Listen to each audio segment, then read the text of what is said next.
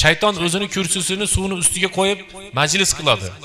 Hamma haligi yollanma xizmatchilarini chaqiradi.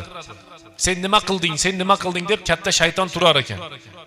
Majlis oxiriga yetib yaxshi bitmasdan bugun meni xursand qiladigan yomon harom ishlarni qilib kelishkin deb topshirmani berib jo'natadi ertalabdan. Ana kechqurun bo'lganda shaytonlar qaytadan jamlanadi.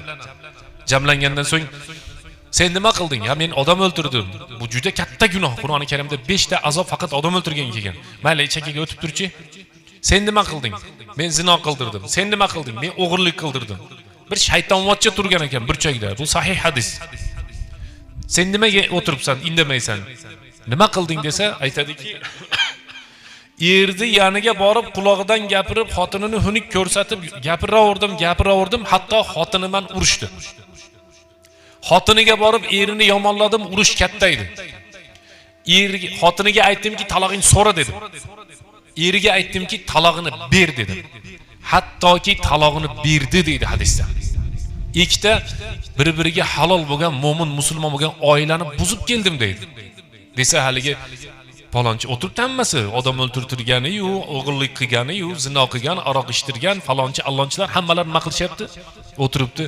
Boyagi shayton o'zini kursisidan turib ketar ekan. Qala anta va ni'ma anta dedi. Sen barakalla deydi o'zin tilda. Malades deydigan. Ishmonday bo'pti, o'rganinglar deydigan boshqalarga.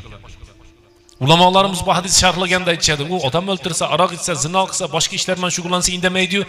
Nima bo'pti er xotin ajrashsa desa, er bugundan boshlab ko'yni niyati buzildi.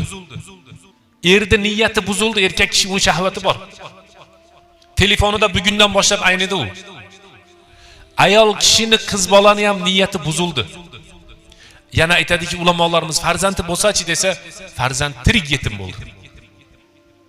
Ana o farzand tarbiyasiz qoldi.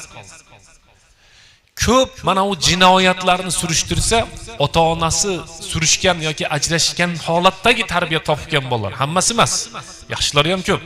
Shularni jinoyatga ko'p qo'l tegib qolar ekan. Bu shaytonning strategiyasi, biz tilda aytganda, shayton juda mana ipni juda uzoqqa tashlaydi ekanda. Bitta oila buzilsa, uni darrov isloh qilish kerak.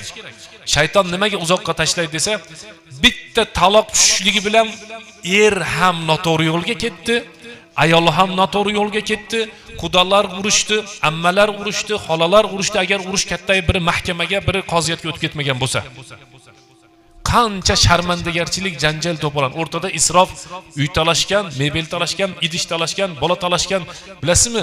Bitta er xotin aralashsa, agar kimdir qo'ldan kelib yotsa, nechta g'iybat bo'ladi? 1800 ta g'iybat bo'ladi. Eng kamida ikkala tarafdan. Ular har kuni o'tirib olib, quda tarafni yomonlaydi. Quda taraf har kuni o'tirib olib, bu tarafni nima qiladi? Yomonlaydi. Shayton oqibati yomon bo'ladigan gunohga harakat qilar ekan. Shuning uchun biz jamoatimizga aytamizki, hurmatli jamoat, hammamiz bu yerda 70-80% oilalik odamlar o'tiribmiz. Xotinim xato qilyapti, mayli? O'zingizchi xato qilmayapmizmi biz? Kamchilikka yo'l qo'yilyapti, mayli? Lekin ulamolarimiz aytgan ekan, qachon meni ayolim yo'ldan chiqishligini men bilaman. Qachonki men aynasam xotinim aynaydi.